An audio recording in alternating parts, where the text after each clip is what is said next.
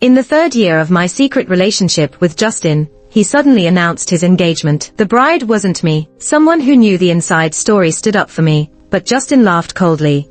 If you feel sorry for her, why don't you marry this deadbeat? Later, when my grandfather got seriously ill and the company was in trouble, I had to announce my pregnancy and take over the family business. Miss Judy, is the child Mr. Wilson's? I smiled gracefully at the reporters. The child has nothing to do with Mr. Wilson. I heard that Justin, while watching the TV and seeing my slightly swollen belly, was so furious that he smashed everything in the room. Later, someone caught Britain's most low-key and mysterious big shot quietly coaxing a woman on a crowded street. Judy, the child is almost 1 and will soon be calling me Dad. Won't you give me a legitimate status? When I pushed open the door to the private room, Justin was kneeling on one knee, holding a huge diamond ring, but he wasn't proposing to me. In front of him was a young woman in a white dress, very beautiful and classy. Moved to tears, she nodded while crying and said, I will. When I entered, Justin didn't even look up, focused on putting the ring on the woman's finger. It was only after the woman, accompanied by her friend, went to freshen up her makeup that Justin looked at me indifferently. Tiffany is pure and timid. It took me a lot of effort to win her over. Anything about our past, don't let Tiffany know. Also, she agreed to my proposal, and I'm planning to announce the engagement tomorrow. I had a 3-year secret relationship with Justin. Besides our elders, only a few people in our circle knew the details. As soon as he spoke, those who knew the inside story looked at me. I took a deep breath. Justin, could you delay the engagement announcement? Even just a month? No, half a month. Justin let out a chuckle with a hint of sarcasm in his eyes. Judy, at this point, are you still clinging on? Justin, for the sake of the past. Enough. Justin suddenly smashed the wine glass in front of him. In 3 years, the Wilsons have already helped Michelle's family make up a loss of at least 300 million. Isn't that enough? I couldn't argue. Just leave, so Tiffany doesn't come back and misunderstand. I stiffly turned around. As I opened the door to leave,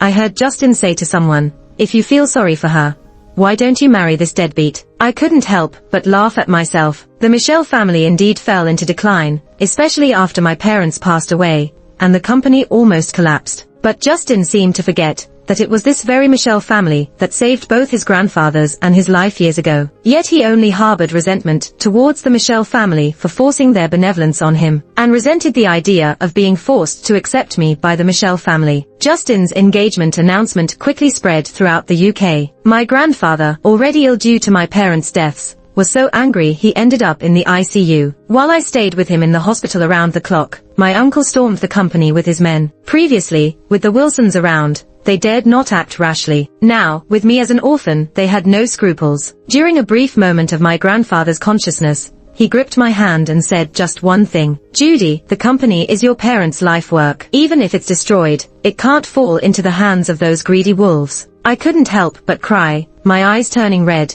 Don't worry, I already have a plan. My uncle's family insisted that a girl from the Michelle family couldn't inherit the business. Using this as an excuse, they tried to seize everything belonging to the main branch of the Michelle family, but I wouldn't let them succeed. In the second week after Justin announced his engagement, I made the most absurd yet important decision in my life. I needed a child to inherit the Michelle family business. Not meeting the criteria for artificial insemination, I ultimately opted for natural conception. As for the child's father, the housekeeper, who had served my grandfather, presented the shortlisted profiles to me. Miss, please take a look. The profiles were simple. The man was from Gotham City, carried his mother's surname, likely from a single-parent family. His educational background was impressive, indicating high intelligence and good genes. A very detailed health report showed he was in excellent health with no genetic disorders. Most importantly, the face in the photo. It was extraordinarily handsome, almost bewildering. Sam, are you sure such an outstanding man would need to do this kind of business? I couldn't help but be skeptical. Sam smiled kindly. Apparently, someone in his family is seriously ill and urgently needs money. Thinking of my grandfather still in the hospital, I felt a pang of compassion. Add 50,000 more for him. Yes, miss. On the 12th day after Justin announced his engagement, coincidentally, it was my fertile day, I met the man named Leo Smith. He wore a simple black shirt and pants, unbranded, probably from a budget supermarket. Yet, the clothes, costing just $100, looked anything but cheap on him. As stated in the contract, his eyes were covered with a black ribbon. When I pushed the door open, he instinctively stood up and looked towards the entrance. Only then did I realize he was very tall, at least 6'5", and his physique was great, with broad shoulders, a narrow waist, and long legs. "Miss," Leo tentatively called out. His voice was also very pleasant. I couldn't help but feel more satisfied. "Yes, don't be nervous." I walked up to him, raised my hand, and patted his arm. His muscles were impressive too. "Did you clean up?" I asked. "Yes." I was already so nervous that my back was sweaty, but I pretended to be composed and experienced. "Then let's begin." Leo couldn't see me, but I could see him. After I said this, his lips curved up slightly, facing me through that black ribbon. He nodded slightly. "All right, miss." With his long fingers, he unbuttoned his shirt one by one. The hem of the shirt came neatly out of his trousers. Seeing his slim waist and V-line abs, my face instantly turned red. When he unbuckled his belt, I panicked and turned around directly. The rustling of fabric stopped. The man's voice, deep and sexy, sounded, "Miss, it's done." "Ah, okay, then lie down on the bed." I forced myself to look relaxed and natural as I turned around. But suddenly, my eyes widened. A long black ribbon hung down from his neat, short hair. His eyes were covered by the cloth, which made his nose look even more prominent. Living 24 years, this was my first time seeing a man's body so closely and directly. "Miss," maybe because I hadn't spoken, Leo called out softly. He took a step forward, extending his hand as if searching for someone. His fingertips touched my shoulder. After a brief pause, he gently grasped my shoulder. In the next moment, he picked me up completely. My body sank into a soft bed. Leo's hands were considerately placed beside me, not pressing down on me. "If you feel uncomfortable later, remember to tell me, miss." My heart raced so fast. I was nearly unable to breathe from dizziness. "Cut the crap, hurry up." I turned my face away, biting my lip hard. Little did I know, my ears and the back of my neck had turned red. "Okay." He lowered his head, and the black ribbon draped down, brushing against my collarbone. When Leo was about to kiss me, I turned away. "Don't touch my mouth," I bluffed, thinking my voice sounded fierce. But I didn't know, even the end of my words were trembling. "Bite me if it hurts." Leo's cool fingers held my face and kissed my neck lightly. As he leaned closer, my phone suddenly rang. Leo instinctively stopped. I sat up, reached for my phone. Unexpectedly, I saw the name Justin on the screen. I was stunned for a moment, but hung up. But soon, it rang again. I looked over at Leo's face beside me. His lips were thin, and I've heard that such people are naturally cold-hearted. I was momentarily dazed. Cold-hearted is good. Cold-hearted is more suitable for this kind of business. After it's done, there's no more to do with each other. I answered the call. Justin's voice sounded somewhat unfamiliar. "Judy, why didn't you tell me Grandpa was hospitalized?" "It's not a secret." "Where are you now?" "I'll pick you up. We can go see Grandpa together at the hospital." "No need." "Judy, Grandpa has always been good to me. I also want him to be at ease right now." I said, "No need, but thanks for the offer." "Judy, you should know when to stop, right?" Justin's voice had traces of suppressed anger. I knew him well.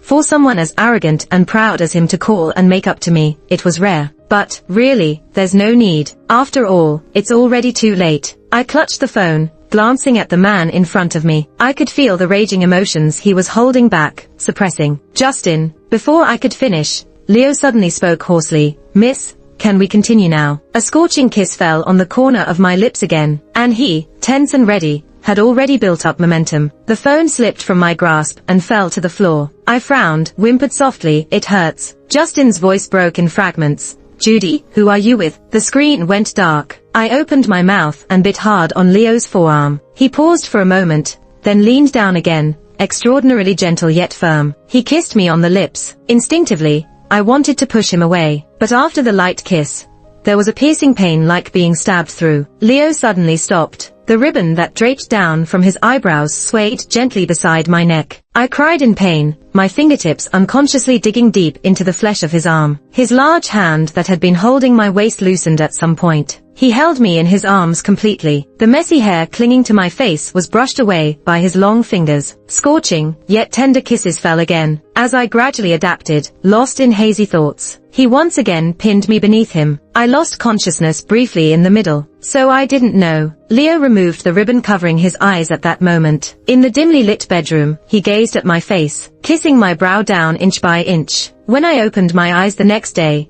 I found myself in clean, soft pajamas. The other side of the bed was empty, as if everything that happened last night was just a hallucination. Struggling to get up to wash, and going downstairs for breakfast, Sam told me that Leo had left last night as agreed. I sat down at the dining table, remembering his boldness last night, remembering how I couldn't control myself in the end and followed along. The back of my neck heated up. Did you pay him? As agreed, a third has been paid, and the rest will be paid together once you confirm you're pregnant. I nodded, saying no more. At the Intercontinental Hotel, Leo had already changed out of his plain clothes. After swimming at the private rooftop pool, the Old Manor's butler was waiting in the living room. Elizabeth heard you're in the capital and wants you to join her for dinner tonight. Leo casually tossed the towel aside, chuckling. She has other motives. You'll be 28 after the new year. It's no wonder she's anxious. Leo walked to the fridge, grabbed a bottle of water. His wet black hair was slicked back casually,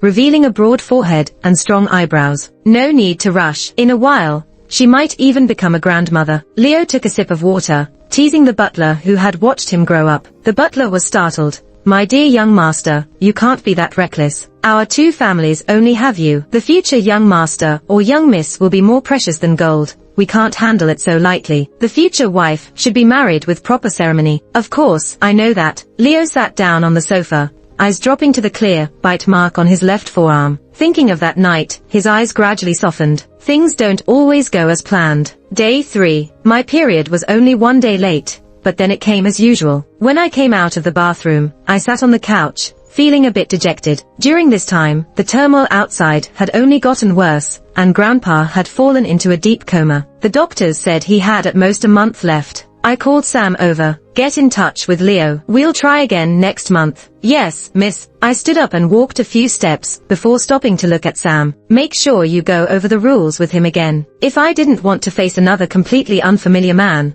I wouldn't have turned to Leo again. After all, during that night, he had crossed the line more than once. The day before my next meeting with Leo, I ran into Justin at a party. Surprisingly, he wasn't with his fiancée, Tiffany. When I saw him from a distance, I looked away. Today was a birthday celebration for an aunt from a family friend. I chose to attend to reconnect with my parents' old friends, but it was clear I was being too naive. I already knew the saying out of sight, out of mind. Today, I experienced it more directly. Back when Justin and I had a secret relationship, there were no secrets that could remain hidden forever. Those 3 years, I only had some footing because of the Wilsons' reputation, but now, with Justin's engagement announcement, as an orphan with no one to rely on, who would even look at me, I awkwardly held my glass up in a toast, waiting for a long time, before that aunt finally acknowledged me and clinked her glass against mine. But clearly, she had no intention of making small talk. Naturally, I wouldn't stick around to be embarrassed. After toasting her, I moved to a secluded corner. Being treated so coldly ruined my mood, and I unknowingly drank a few more glasses. I didn't realize when Justin had walked over. Judy, he looked at me as if he was still superior. I was no longer the cautious girl who carefully maintained our relationship. Mr. Wilson, I greeted him coolly and stood to leave. Justin blocked my way. Judy, I visited your grandfather a few days ago. He's not doing well. Yes, the doctor has talked to me about it. Justin's voice seemed softer. Judy, I've heard about the troubles your family is facing recently. What exactly do you want to say, Mr. Wilson? I looked at Justin calmly but distantly. When I was younger, I really was naive and foolish. I thought because we knew each other since childhood and grew up together, he would treat me well because my family had been good to his. But I overlooked that if a man doesn't like you, kindness can't bind him. Our family's favor, in the end, was just a burden, making us seem petty. In fairness, Justin didn't truly owe me anything. Feelings can't be forced. Justin took a step closer and gently held my hand. Judy, if you weren't so stubborn,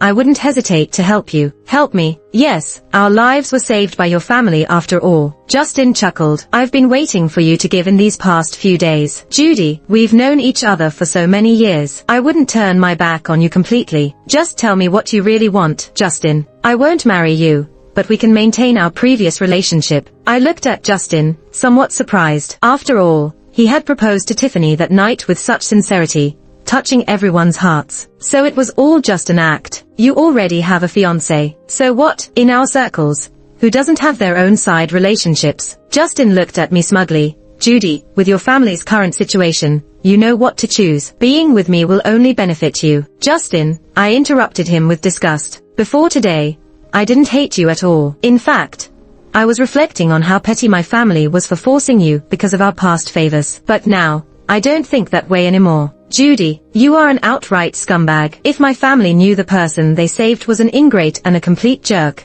they would deeply regret helping you. Judy, saying that won't do you any good. Think about your parents' hard work. If it's ruined because of you, what will they think in their afterlife? If my parents knew I had to become your mistress to save the company, they wouldn't forgive me. Judy, you better think it through. You know I won't give you a third chance. I picked up the wine glass and threw it in his face. Get lost. Justin's face darkened with rage. I even braced myself for him to hit me. After all, someone of his stature isn't used to being disrespected. Judy, I'll wait for the day you regret this, for you to come crawling back to me. With that, Justin turned and walked away. Gossip buzzed around us. I stood still, ignoring it, then turned and walked out. Just as I got in the car, Sam called. Miss, I've picked him up. Got it. I'm on my way back. I hung up and stared out at the dark sky. If tonight doesn't work to get pregnant, I don't have much time left. The car stopped in front of the villa. The light in my bedroom was already on. I got out, staggering up the stairs without anyone's help. Like before, Leo was sitting quietly on the couch, blindfolded.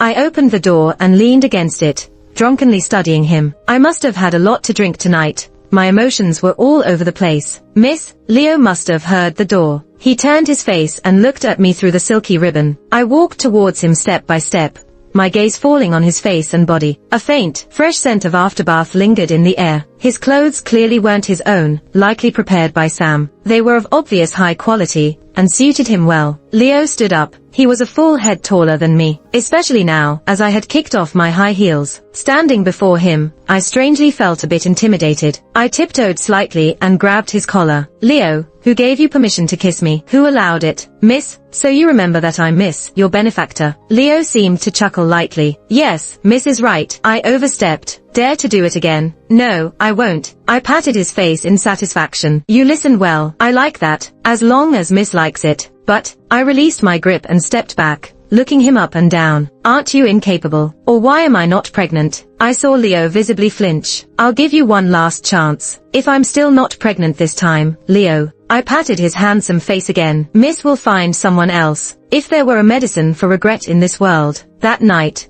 I wouldn't have let myself speak recklessly, especially doubting a man's capability. The consequence of that was, that whole night, Leo nearly wore me out. Not only did he kiss me countless times, he even forced me to kiss him. If I hadn't cried and begged for mercy at the end, he probably wouldn't have let me go. But all that effort that night clearly paid off. When my grandpa announced his critical condition again, those relatives from Michelle's branch cornered me at the company, demanding I hand over the seal. I immediately contacted the media for a press conference. At the conference, I publicly revealed my pregnancy report. I announced that the child would take my surname and inherit the legacy left by my parents. After quickly wrapping up the media questions, I got a call from Justin. He was clearly furious, his voice hoarse. Judy, I never touched you. Where did that kid in your belly come from? Is this some ruse you cooked up? I could understand Justin's anger. After all, counting backward, I was 5 weeks pregnant by today, and it had only been 3 months since we broke up. You certainly never touched me,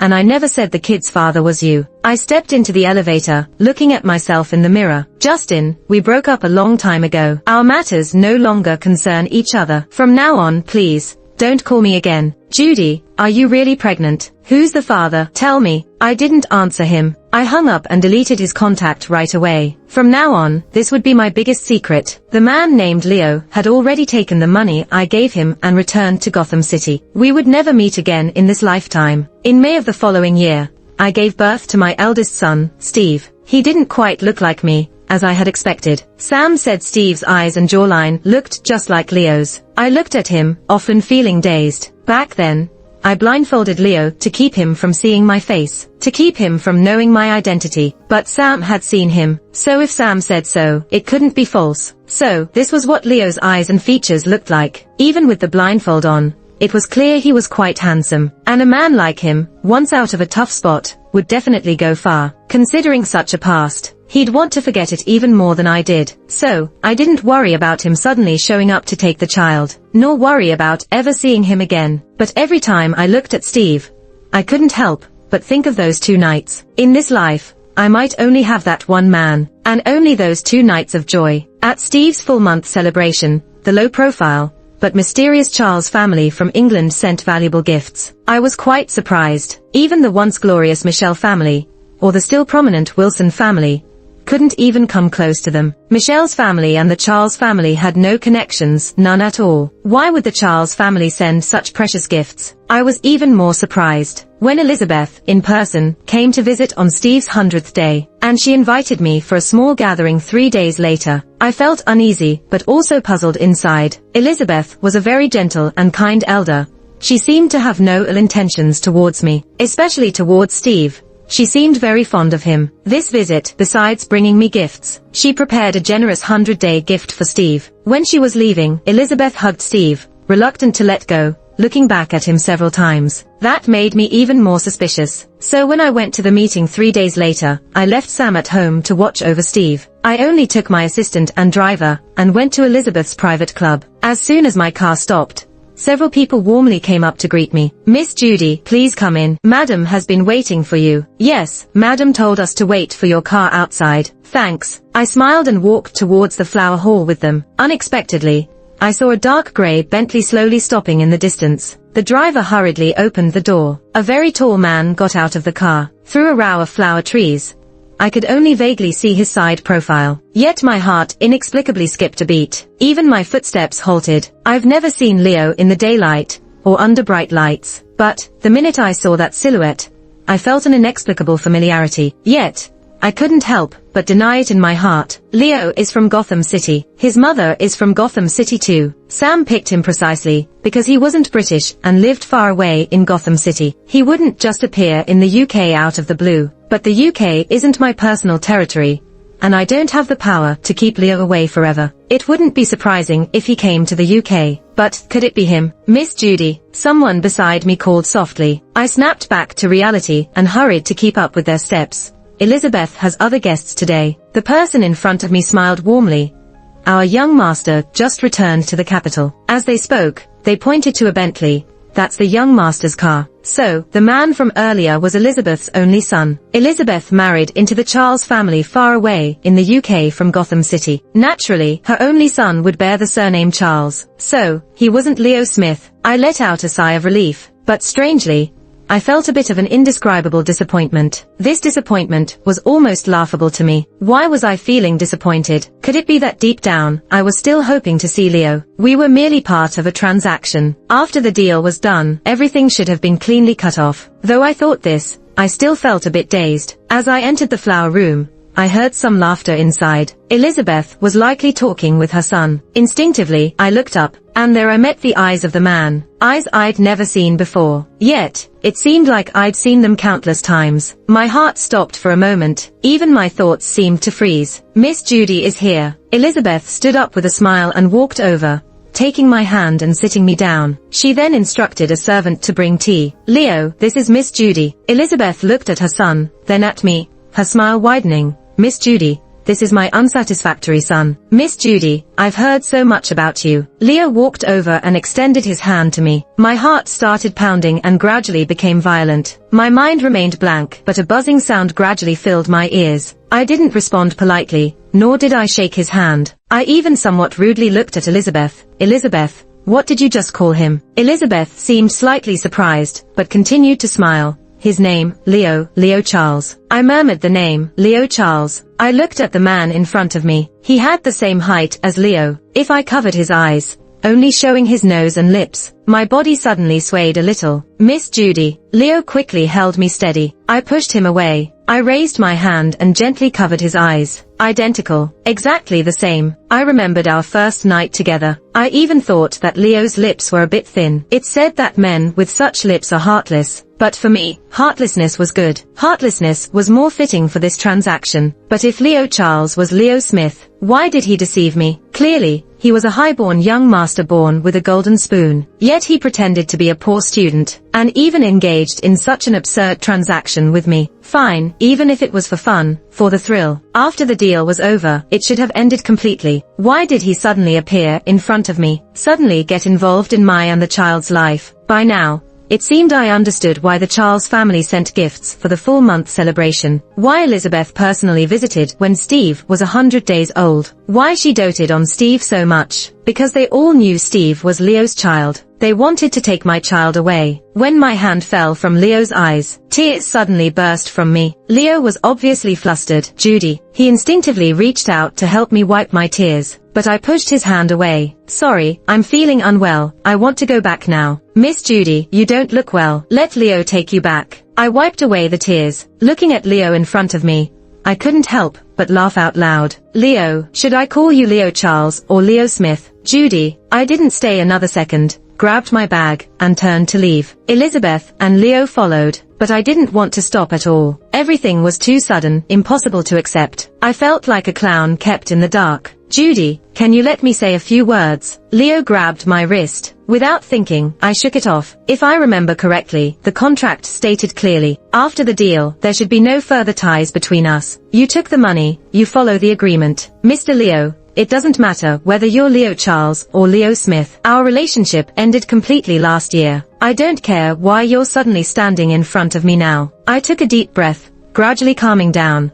I have one thing to say. The child is mine and has nothing to do with you. No one should think of taking him from me. Judy, I never wanted to take the child away. Fine, then I'm just being suspicious. Pretend I didn't say anything. I want to go home now. Is that okay? Maybe I looked so terrible that Leo didn't stop me. Elizabeth called me several times afterwards, but I didn't answer. Leo also visited Michelle's house. I didn't see him. Steve grew up day by day, just like Sam said he would. His eyebrows and eyes were almost identical to Leo's. And I knew some things about Leo from Sam as well. He was an only child. In both his grandfather's family and his father's side, he was the sole heir. He had two identities. In Gotham City, he was Leo Smith, the young master of the Smiths. In Beijing, he was Leo Charles, the young master of the Charles. Actually, it wasn't really deception. Leo was his real name. I just feel embarrassed when I think about the few moments we had together. The only child of the Smiths and the Charles family. And there I was, feeling sorry for him, offering him an extra $500,000 as compensation. Was Leo laughing at how foolish I was when he took the money back then? Sometimes, I just can't understand. A guy like him, what woman couldn't he get? What thrill couldn't he experience? Why did he choose to mess with me this way? He said he didn't want to take away the child, but I can't be foolish enough to believe that. His family has so few members. Even if Leo doesn't care, the elders might not feel the same way. What if they really want to fight me for custody? I don't even dare to imagine that outcome, because the outcome is obvious. It's like an ant trying to stop a car. Even though I refused to meet any of the Charles, Leo still quietly seeped into my life. The Charles really didn't show any intention of fighting me for Steve. On the contrary, they showered me and Steve with gifts almost daily. Even if I refused and kept them out of my door, they still persisted. Sometimes, even Sam would advise me, for a family like the Charles to humble themselves like this, it's quite rare. When he said that, Leo was waiting downstairs. It was unusually hot and unbearable in the UK. Around noon, the sun was blazing. Leo's hair was damp with sweat, his suit jacket draped over his arm, and his shirt soaked through the back. Miss, I don't think the Charles have any nasty intentions. And this Mr. Leo, he doesn't seem like a bad person either. Sam looked down with a bit of reluctance. Miss, you've seen him yourself for over a month now. Honestly, a man like Mr. Leo, if he wanted to do something, why go through such lengths? I couldn't help but look downstairs as well. Leo had been standing there for almost 2 hours. The heat was still oppressive. If something really went wrong, thinking of Steve, thinking of his eyes that looked just like Leo's. In the end, I softened, let him in, and prepare some ice water in the kitchen. I spoke softly, my eyes falling on Leo's handsome and noble face. After a while, I finally looked away. I'll go down later and have a good talk with him. Sam went downstairs happily, and I sat upstairs for a moment. I changed into a dress and went down. Leo was sitting in the living room, drinking tea. When he saw me coming down, he put down the teacup and stood up. Miss Judy. I had the servants leave and got straight to the point. Mr. Leo, let's have a proper talk today. You and Elizabeth, what exactly do you intend by doing all this? Leo looked at me, silent for a long time. I could hear the ticking of the clock. Occasionally, the birds in the cage under the eaves outside would chirp lazily. Farther away, it seemed like Steve was crying, but then he stopped, and everything was quiet. The AC was on inside, but my heart was in chaos, unbearably restless. Just when I was about to kick him out again, Leo suddenly spoke. "Miss Judy, I want to marry you, with full proper ceremonies." I was stunned. The teacup in my hand nearly fell to the ground. Then Leo spoke again. "Miss Judy, this idea wasn't sudden, nor was it a decision made after weighing the pros and cons." "Then what is it?" Leo smiled softly. "Judy, do you remember? 20 years ago, you and your grandfather saved some people at sea." "Of course I remember, but I was so young back then." Later on, my grandpa often told me about it, and that's how I remembered till today. "And Justin and his grandpa were the ones our family's yacht saved back then. I was one of the people rescued, but grandpa never mentioned you, because it was a cousin who took me out to sea. He was afraid the family would find out and hold him responsible, so he kept my identity a secret. I was only 8 then, terrified at sea, almost losing my life. In the end, all I remembered was the yacht named Michelle's." Leo's voice softened at this point, and a very young, adorable girl who gave me a cup of hot water. "Judy, I've never changed my mind all these years. I wanted to find that person and marry her." Even after Leo left, my heart was still in a mess. I called Sam into the study. "Sam, how did you find Leo back then?" "Miss, actually, Leo came to me first." Sam looked a bit sheepish. "I had already picked out 2 people for you and was about to send over their info. But Leo's credentials and background were just too perfect, so I selfishly added him to the list. I didn't expect you would choose him too." I was feeling both amused and exasperated. He was really confident. Didn't he ever think, what if I didn't choose him? It dawned on me then that I had actually seen his photo before. Sam had sent me his documents and there was a headshot. I was instantly drawn to his face. "Sam, what do you think I should do now?" "Miss, you're still not even 25. You once said you'd never marry again, and honestly, I've never approved of that. You're still so young, with so much youth ahead of you. If Leo is sincere, maybe you should give it a chance. Besides, the Charles family isn't trying to take away the kid. They seem pretty genuine to me." With a loving sigh, Sam continued, "I know Justin hurt you really bad, but there are still good men out there, aren't there? But he lied to me. Why couldn't he just come to me and say he wanted to repay our kindness? There were so many ways he could do that. Why did he have to do this?" Sam couldn't help but laugh. "It's because you were too quick. If Leo hadn't stepped in, you might have already chosen someone else and been stuck with them. It was a desperate move. Leo was afraid he'd miss the chance and regret it forever." I grabbed a pillow and pressed it against my face. "I'm mad, and I dislike him. Why should I give it a shot with him? Even if I want to date, it doesn't have to be with him. There are plenty of good-looking, excellent guys in the UK." Sam chuckled. All right, you can date whoever you want." But despite saying that, Sam still ended up siding with Leo. As soon as there was any hint of a move from me, Leo knew right away. Even when I was just sitting down for afternoon tea with a date, Leo's Bentley was parked on the street. Although neither of us was married, when his car stopped, I felt like a thief caught red-handed. Leo didn't bother me. He didn't even get out of the car, but I couldn't calm down and had to find an excuse to get rid of my date. As the sky darkened, I picked up my bag and walked out. Leo got out of the car too. Street lights were coming on one by one, bathing him in a soft glow. I pretended not to see him and walked straight ahead. Without looking back,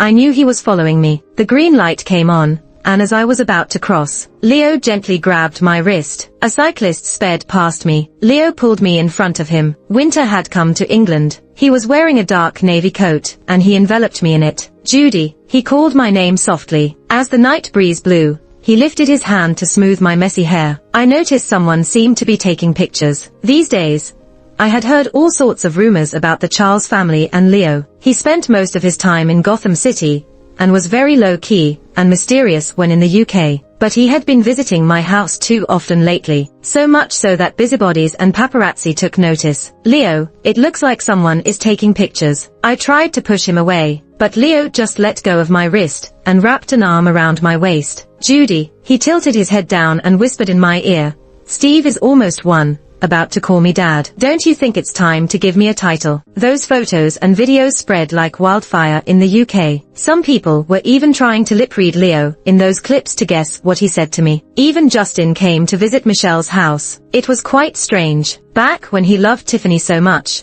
they announced their engagement almost 2 years ago, but still hadn't had a wedding. I met him in the living room. Justin got straight to the point. "Is the kid Leo's?" I didn't answer and asked back, "What's that got to do with you?" "Judy, Leo comes from a great background, and he's the only heir to the Charles and the Smith families. What do you think his motives are? He just wants to take the child. Whether he does or doesn't, why do you care? Judy, I'm looking out for you. I'm afraid you'll get deceived and end up hurting yourself. What could he deceive me about? If he wants to take Steve away, you're overthinking it. Leo showed up quickly, probably tipped off by Sam. I leaned back into the soft sofa, sipping my tea comfortably. Leo, covered in snow, strode into the living room. A servant quickly brought him his favorite dragon well tea. He sat beside me, very much at ease, as if he were in his own home. Justin looked uncomfortable but kept going. Leo, you can't tell me you haven't thought about it. Steve's your son, after all. Even if you haven't, the Charles and the Smith families haven't. I held my teacup, watching the tea leaves float and sink. It's something I was curious about too, but I had never asked Leo. Leo took a sip of his tea. The clinking sounded clear. The room was warm,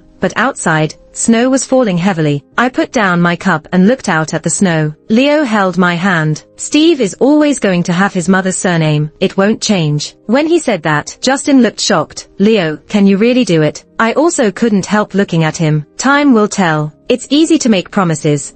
Who doesn't know how? Justin's face grew darker. Leo just chuckled and said, exactly. Who can't make promises? Mr. Wilson and your grandfather should know that best. Justin turned pale. Yeah, his grandfather had made all kinds of promises back then, but in the end, they all fell through. When Grandpa entrusted me to him, he promised to look after me and protect the Michelle family. But what happened? Yet, I was relieved. Finally, at this moment, completely relieved. We hope for returns, and that's why we end up so disappointed. But when we ask for nothing in return, heaven gives us the best arrangement. For instance, sending Leo into my life. After Leo and I got engaged, he naturally started staying at the Michelle house. Still the same bedroom, still those serene nights. The only difference was, Leo's face wasn't covered with a black silk band. We both had some drinks, a little tipsy.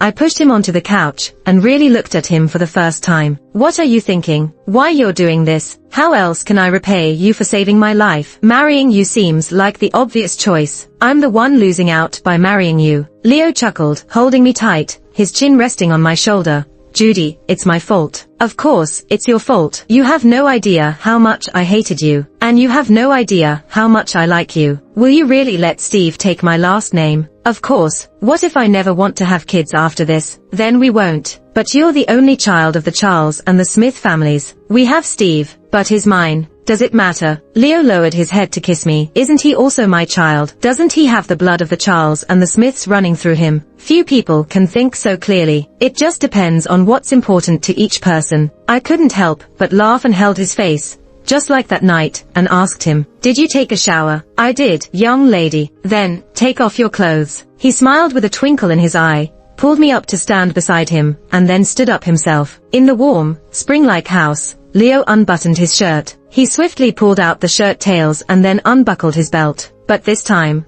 I didn't look away. I watched until the end. He cleared his throat, his hot gaze drifting over my face. Judy, girls should be a bit more reserved. I laughed and threw myself into his arms. Are you getting shy? Leo caught me firmly and whispered in my ear, this time, can I kiss you? I didn't answer, but instead, I stood on my tiptoes and kissed him.